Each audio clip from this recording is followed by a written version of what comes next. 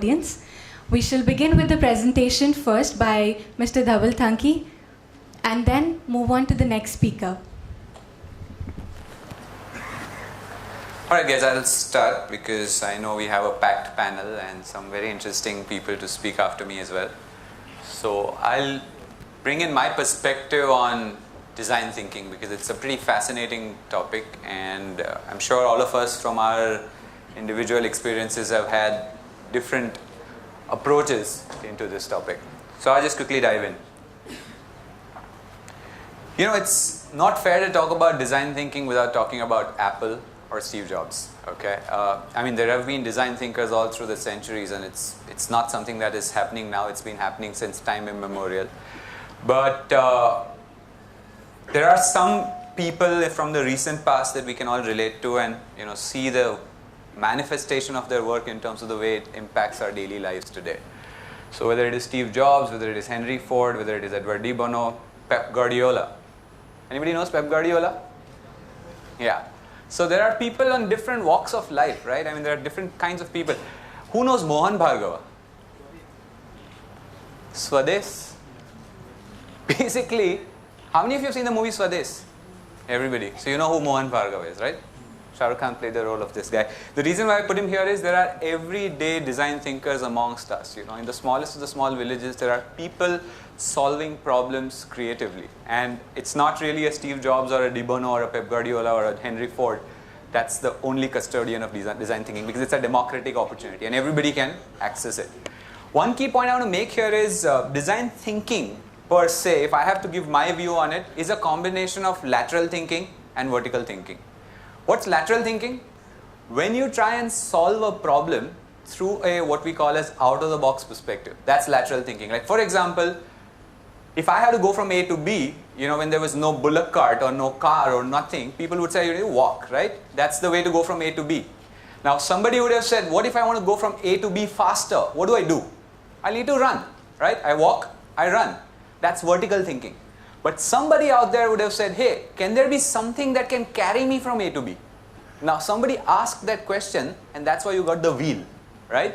The wheel was the foundation of a carriage, right? Which is when you can put a wheel on something and it can move you. Now that's lateral thinking. Walking to running is vertical. Walking to moving in a carriage is lateral. And that's the way you need to see it. So when you get width, it's lateral. When you get single dimension approach, it's vertical. But you need both. And when we talk about design thinking, we're talking about 25% lateral thinking and 75% lateral and 25% vertical.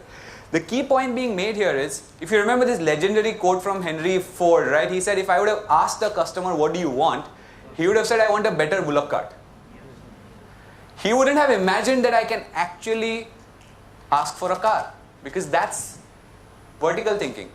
What do I want as a customer? I want a better bullock cart because I don't know that a car exists. But someone like a Henry Ford or a Steve Jobs would have to think out of the box and say, hey, you know what? You can actually solve this same locomotive problem differently by actually inventing something. So that's how you kind of ask these questions and come up with innovative solutions. So if you talk about Steve Jobs, when he said, why can't we have a phone which can allow you to access your entire world? Why can't the phone become the next PC? Why can't it be as strong as a computer? Now somebody asked that question, and that's why you got the iPhone. When we talk about the App Store, it's a huge revolution. Even though it seems very basic, the App Store is a huge revolution. You wouldn't have Uber, you wouldn't have Netflix, you wouldn't have any of the stuff that you consume today if there was no App Store, right? So the iPhone and the App Store are modern day manifestations of somebody engaging in design thinking, in this case Steve Jobs, right? And similarly, someone like a Mohan Bhargava, there could be a guy in a village who said, okay, my village doesn't have electricity. How do I solve the electricity problem? Somebody says, you go to the electricity board, request them, bribe them, whatever, to get electricity. That's vertical thinking. You'll keep breaking your head in that one dimension unless somebody comes around and said, you know what? We have a stream coming from the mountain down here in our village.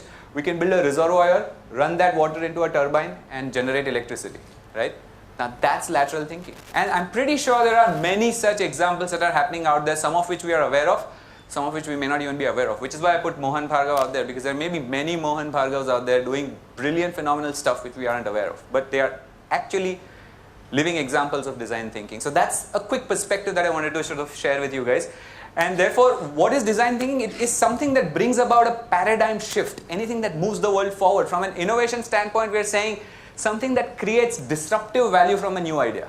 If it is just moving the ball forward, it's not disruption. If it's something that's creating a new order, it's creating a new dimension, it's causing a paradigm shift, that's design thinking. That's something that will move the world forward. But what I'm going to do is, I'm going to just, take a couple of minutes before I dive into three important facets of this. One is, if you see most of these inventions like the zero, the wheel, the alternating current, electric bulb, most of these are scientific inventions and may not be very relevant from an innovation standpoint in the business world, so to speak. Okay, all of them of course have business manifestations. But I want to see it from a scientist's lens. I want to actually see it from a business lens and then see what are the innovations that we've seen around us. So I was lucky enough to be able to witness two of these interesting innovations in the business space. Everybody's heard of Saregama Karwa? That's like a box, right?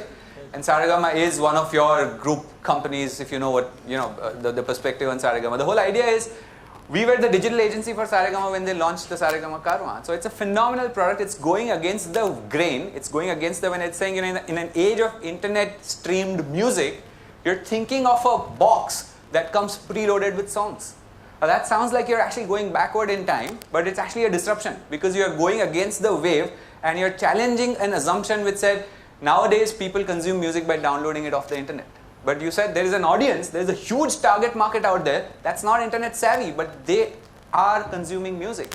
So what can you do about that audience? That's where you come up with an idea like a Karma, which comes preloaded with songs. You don't have to download anything. It doesn't need the internet to work. And it works. And it is one of the flagship products that turned around the entire company. Saregama today is on a supreme growth track thanks to what Karma did. It was Saregama, what Karma was to Saregama, what iPod was to Apple. It just turned the company around. We've built a solution now. I'm not talking about it because we've built it, but it's something which is challenging assumptions as well. It's something that lets you target customers on an individual basis. People said segmentation is the end of the game, but we said, can we push the segmentation down to an individual level? Can you make marketing more fun and not nuisance? That's where you start asking some very fundamental questions and then you figure out a way to solve it, right? When somebody said, like when Mohan Bhargav in Swadesh said, let's build a reservoir and channelize the water down to a turbine, that was lateral thinking. But then you need vertical thinking to actually put it into action, right? Somebody needs to do the architecture. Somebody needs to build the turbine. Somebody needs to figure out the plan of how the whole thing is going to work. That's where you need vertical thinking. You need engineering expertise, you need architectural expertise, you need construction expertise to be able to bring it to life. So when we talk about design thinking, yes, it's 75% lateral where you're thinking of stuff that's never been thought about before, but you need vertical to be able to bring it into action. So when we thought about Solus, we said, hey, hyper-personalization is a great idea, but then how do you bring that idea to life? That's where you need analytics, that's where you need AI capabilities, that's where you need machine learning capabilities, that's where you need computing capabilities. And thanks to the ecosystem, you have access to all of these things. And that's where your vertical thinking lets you achieve the goal that lateral thinking has set for you. And that's how vertical and lateral come together to create the domain of design thinking, which is the number one thing that is needed for any innovation and any new value that you need to create in the society, right? So that's like a quick background. But what do we take away from this as students today, basis this conversation, right? We can talk about our experiences, but I think what matters the most right now for you guys is how can you guys take away something from here that can help you become better professionals. So how can you get on the path? Some of you may already be design thinkers. You may not even know that. Anybody who's thinking about out-of-the-box solutions, anybody who's thinking about unconventional stuff, I'm not talking about rationalizing it. The first step is to just think about something new. Once you think about something new, you can then rationalize it saying, oh, hey, it's not possible today, but that's fine. And the more people laugh at your thoughts, the better design thinker you are. Okay? The moment you say, hey, let's do this, and somebody says, are you out of your mind? It's not possible. That's a validation of the fact that that's a design thinking output. Because it will not sound rational. And that's the whole idea. It needs to sound irrational for it to become a path breaker. If it sounds rational and logical, if it's into a certain system of thinking, it's not design thinking because it's just progressive thinking, which is vertical thinking, and which is great, by the way. But to break new ground, you need to challenge assumptions. And that's why I'm going to get to this little thing here where I put down 6 key points, which I think sort of, in my opinion, forms the framework of design thinking. So if you guys have to get onto this path of design thinking, if you follow these 6 principles in whatever way, you'll be able to get on this journey of design thinking in your own way. And that's very, very necessary in today's age and time. So what are these 6 principles? The design thinking framework, like another 5 minutes and I think I'll be done, but I'll just spend 2 minutes on each of these principles here. Number one thing, diversity of input data. You need to be knowing and reading about new things. If you're a marketing guy, read about finance, read about politics, you have to know everything that's happening out there. The action that you need to take in this perspective is you need to read more and more and more. Okay? And the more diverse information you consume, you may be expert in a field, so obviously you got to read around your field. That's still vertical development. When you start reading about things that are outside of your core field of interest, that's when you develop a capability to start thinking out of the box. And you know what? Sometimes something which is very basic in a particular function might give you an insight about another function altogether. You know, as HR, if you know something, then HR is a given, but that might be a new insight for marketing. Something that's a given in marketing might be a new insight in finance. Something that's given in finance might be a new insight in advertising. You understand what I'm saying? So it's important to cross-pollinate ideas, and that's going to happen when you consume diverse content. So when I say diversity of input data, that's the number one aspect of this framework.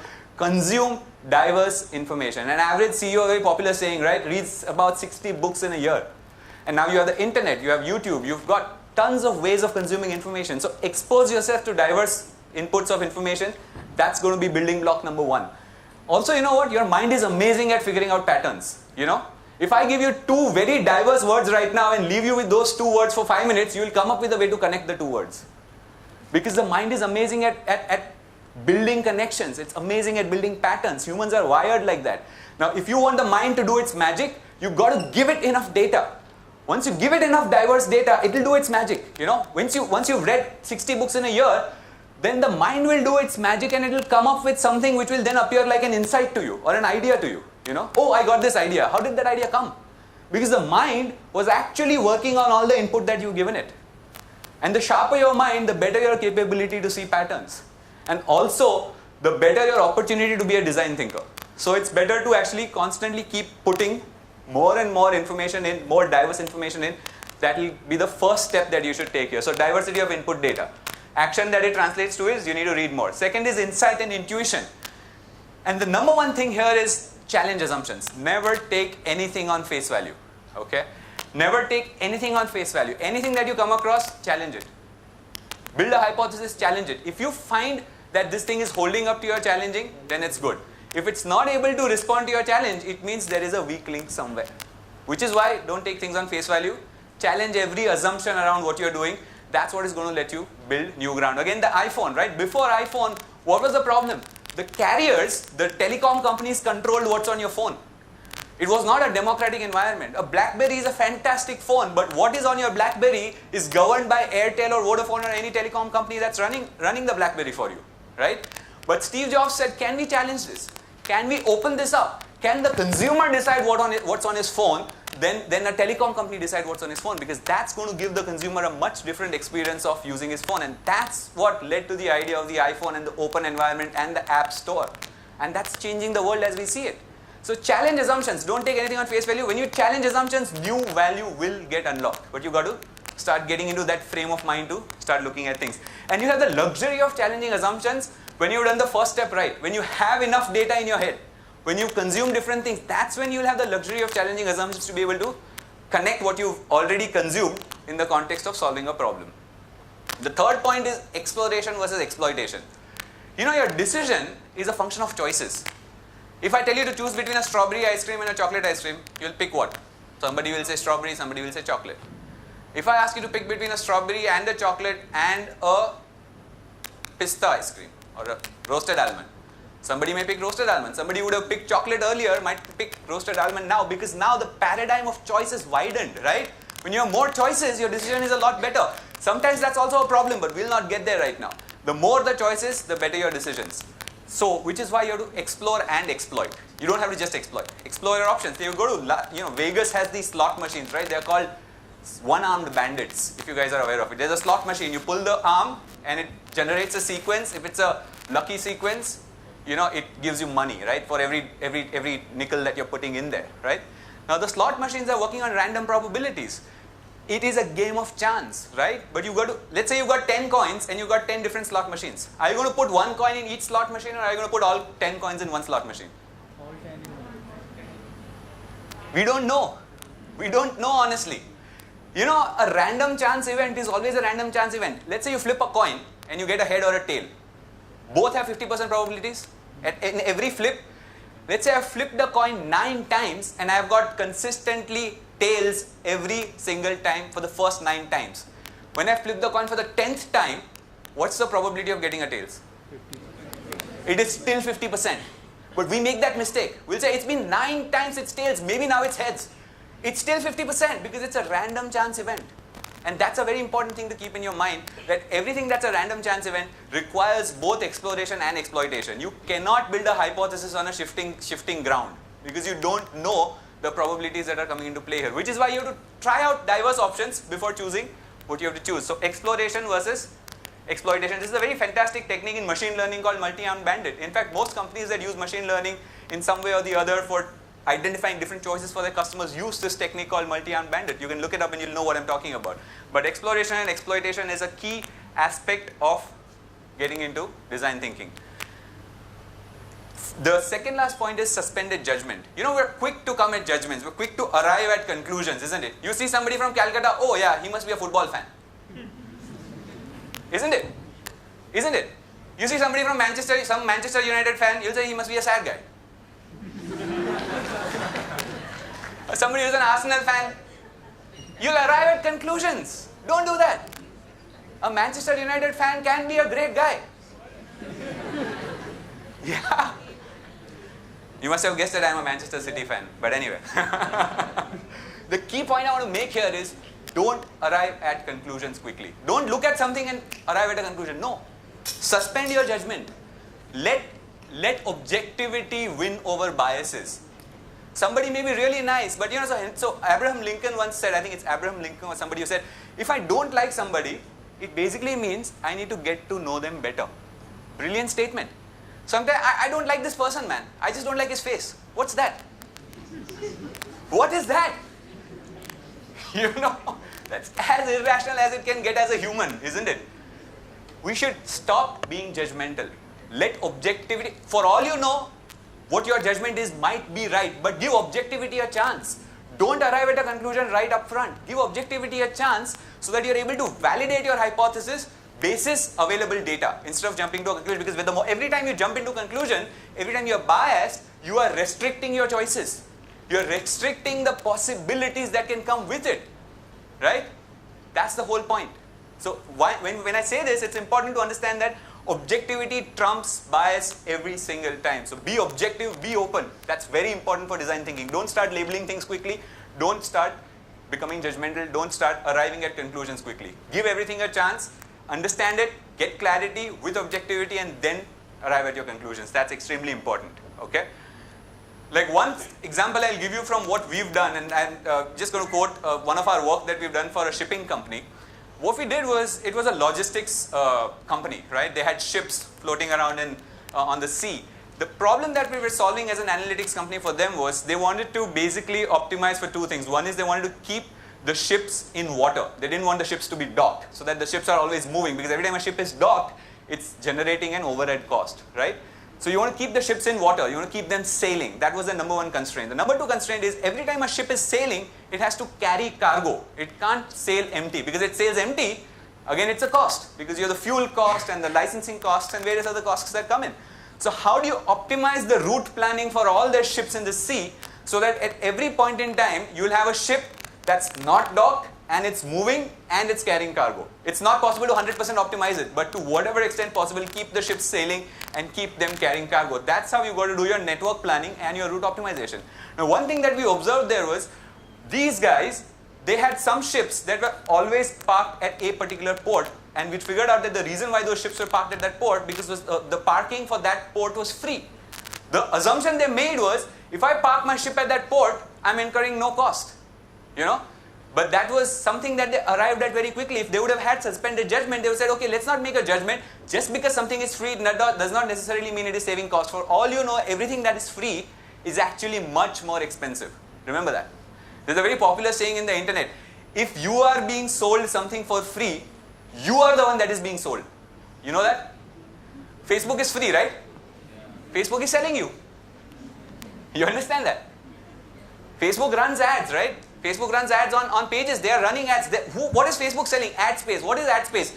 Traffic. You guys are going to Facebook. You guys are going to Instagram. That's why an advertiser is coming to an Instagram or a Facebook. So Facebook is free. But whenever you get something for free, you are the one that's getting sold.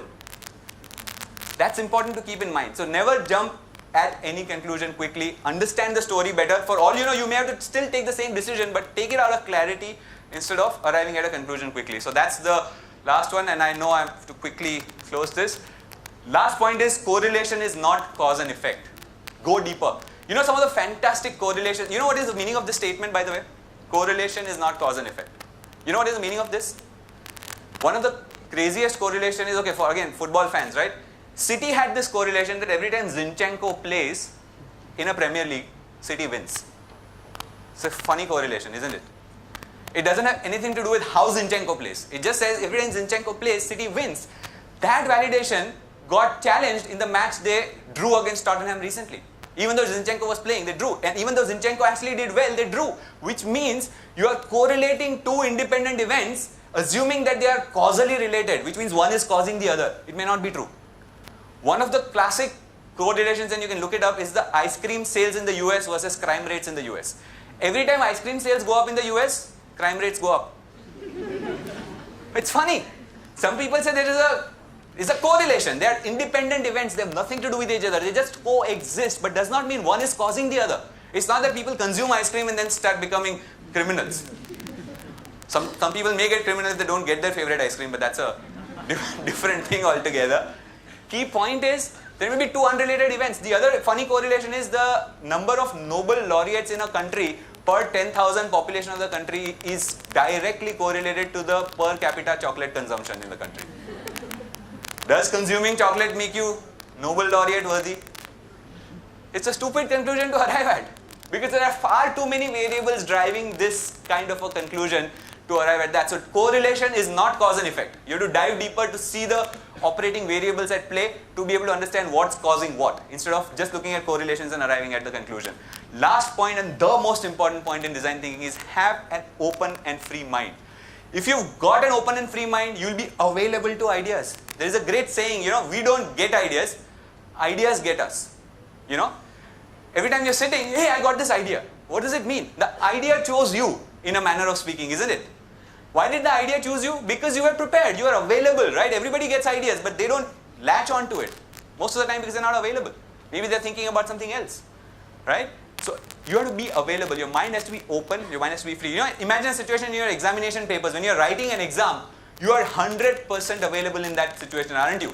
Everything that you've read, you are able to recall and reproduce on that paper. And sometimes you also answer questions with answers that you prepared irrespective of what the question is. Isn't it? Isn't it? Because it's coming to you. You read only 5 chapters. The question is from the 6th chapter. But because I have read the 5th chapter, I have to do something about it, right? I can't just let it go waste. I have to write something. But it is coming to you because you added diverse data and you're available in the moment. In that 3 hour of examination paper, you're not thinking about anything else. You're not that serious at every other point in time, as much as you are in an examination paper. So if you can bring that level of focus, that level of openness, that level of availability in your mind, the first point of all the diverse information that you consumed will become available to you at the right time.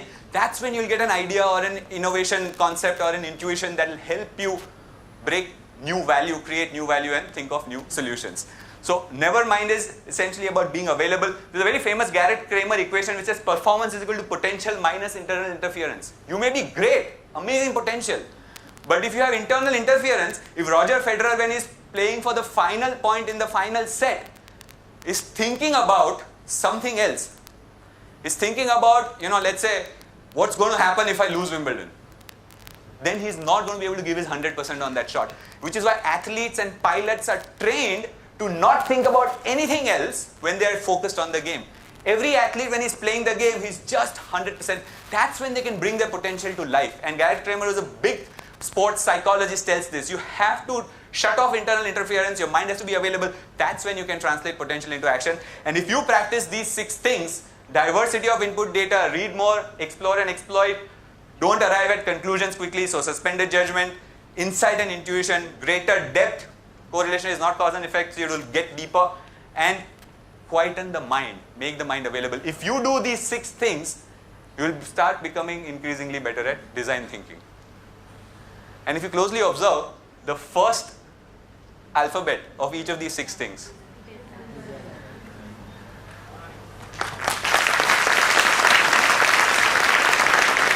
Thanks, guys.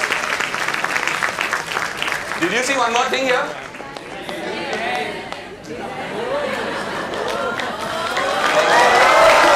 Thanks, guys. Thank you. Yeah. Yeah. May I now request the